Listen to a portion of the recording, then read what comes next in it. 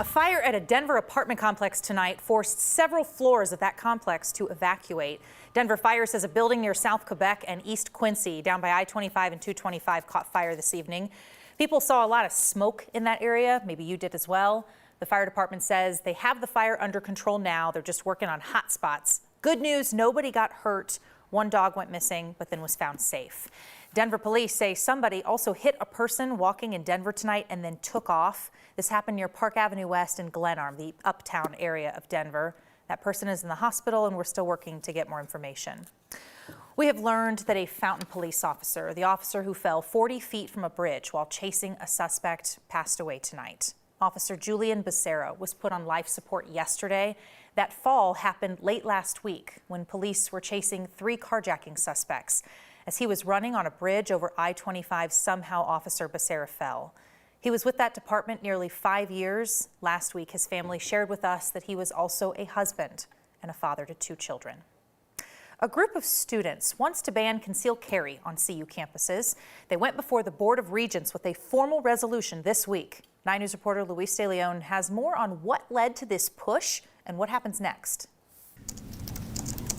Only the sounds of a keyboard fill a rather quiet student government office on a Saturday. Oh no, when there's students here, it's so loud. Still, CU Boulder senior Rachel Hill often finds herself here, busy. You want to see my calendar? As one of the student body presidents, her work goes beyond school. Yeah, it's been on my radar ever since I came here. It being gun violence prevention, which hits close to home, as she also graduated from Columbine High School. And so I got to the point where the only 2 places I've ever lived, Littleton and Boulder, have had a mass shooting. It's why she and a group of students and faculty at the university presented a resolution to the Board of Regents this week to ban concealed carry on campus. You see, back in 1974, CU banned all weapons on campus. A lawsuit fighting that ban in 2012 went up to the state Supreme Court, which ruled the Board of Regents could not impose such a ban. So right now, anyone with a valid Colorado concealed carry permit can carry on CU campuses. But a bill passed by state lawmakers in 2021 allows local governments, including the governing board of an institution of higher education, to pass stricter gun control laws. That's where Hill and others come in. No one wants anyone to be shot. No one wants gun violence to happen. It's just a matter of what we do to prevent it. And gun violence is a very multifaceted issue, so there's not one solution. So the University Affairs Committee will indeed discuss this at their next meeting on April 18th, so a few months from now. They have to vote to refer the issue back to the full Board of Regents.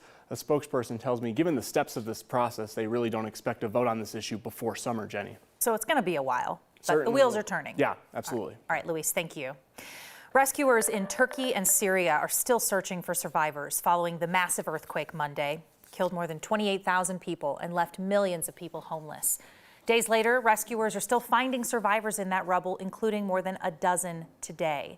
Tonight, people in Denver held a vigil for the victims of that earthquake. The Multicultural Mosaic Foundation had that vigil in Aurora. Several people talked about the destruction. They held moments of prayer for the victims. You can donate to this foundation, and that money, they say, will be going straight to the victims in Syria and Turkey. Well, it happened again. An F-22 fighter jet shot down a flying object today. This time it was flying over Canada. Canadian Prime Minister Justin Trudeau says he ordered NORAD Command to shoot down that object over the Yukon. NORAD is a U.S. and Canada binational organization. Trudeau says he talked with President Biden about this shoot down. Canadian forces will lead the recovery operation. Friday, the U.S. government shot down another object, this time near Alaska. And the federal government's restricting 6 Chinese companies tied to these spy balloons. The U.S. Commerce Department says these companies pose a threat to national security and support the Chinese government's modernization efforts.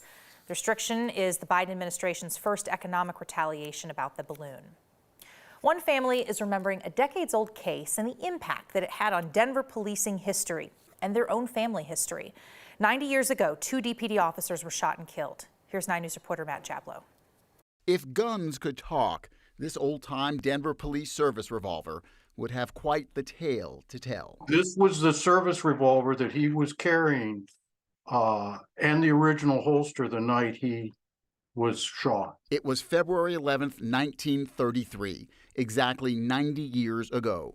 2 Denver police officers, George Schneider and John Day, were called to a crowded auction house at 15th and Welton for reports of a man acting erratically. They confronted the suspect, and he unexpectedly pulled a gun, and before Officer Schneider could even react, he was shot by the assailant, and then the assailant quickly turned and shot Officer Day as well. Officer Day was able to regain consciousness and fire one shot that actually ended up killing the assailant. Stopping this from becoming a mass casualty event, they were able to do that, even though unfortunately both of them lost their lives. Mike Hess of the Denver Police Museum says it was the last time the 2 Denver police officers were killed during the same violent incident.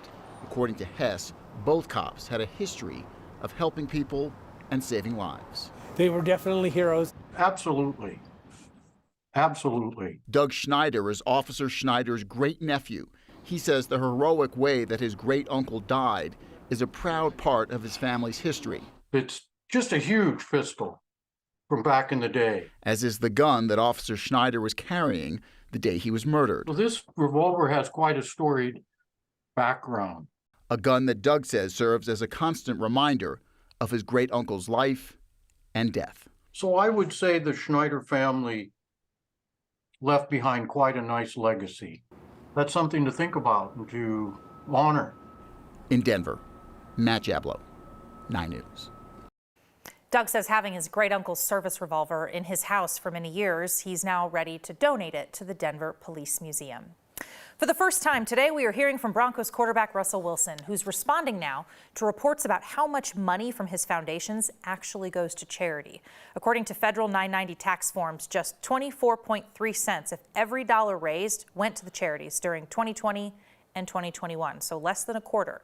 Russell posted a video today talking about how much his foundation's partnership with other organizations has helped kids. With those partnerships, we've been fortunate to be able to drive over $10+ million for pediatric cancer and for education and for hunger prevention and so much more. Those are the things that haven't really been highlighted and talked about. But I just want to highlight those things right now because of those direct, partnerships and relationships, that money going directly to those in need, immediate need. And it's been an amazing journey. Now, the foundation's executive director said the report is misleading because many events during 2020 and 2021 were canceled because of COVID. She also said some of the money raised was not credited on the 990 form.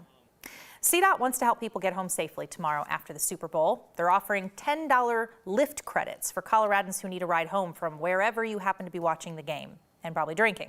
This is an effort to stop people from driving drunk. CDOT says 156 people were arrested last year for DUI during the Super Bowl in Colorado. To get the Lyft credit, you got to use the code KICKOFFSAFE.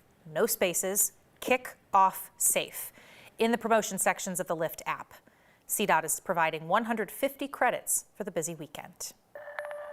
It was awesome outside today. Sure hope you got a chance to soak it up, feel the sunshine, and celebrate a beautiful February day, because it is not going to last.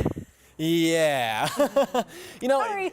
Jenny, but I do have to say the next couple of days are going to be really, really nice. So if you want to get outside, enjoy some nice conditions. Tomorrow, Monday, Tuesday, those are all great days to get outdoors and enjoy some outdoors time. Even tonight, not too bad. I do have my heavier jacket on, but still, things are looking really nice. Taking a live look over Denver right now from the boss's office. Over Spear Boulevard, that is. Mostly cloudy skies dominate the area. We're expecting those clouds to continue to pile on as we head through tomorrow. Currently, temperatures in the middle 30s in Denver, 29 degrees though in Lyman, upper 30s for Springfield and Lamar. Down towards the south and west, Cortez at a pretty balmy 41 degrees. Wind speeds right now 5 to 10 miles per hour in the Denver metro area and beyond. This includes parts of Lyman, Greeley, up towards Sterling, 5 to 10 miles per hour. Things are expected to remain relatively calm this evening.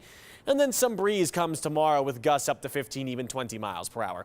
Tonight, temperatures dropping back down into the 20s. Tomorrow, though, not bad. High temperatures in the upper 40s.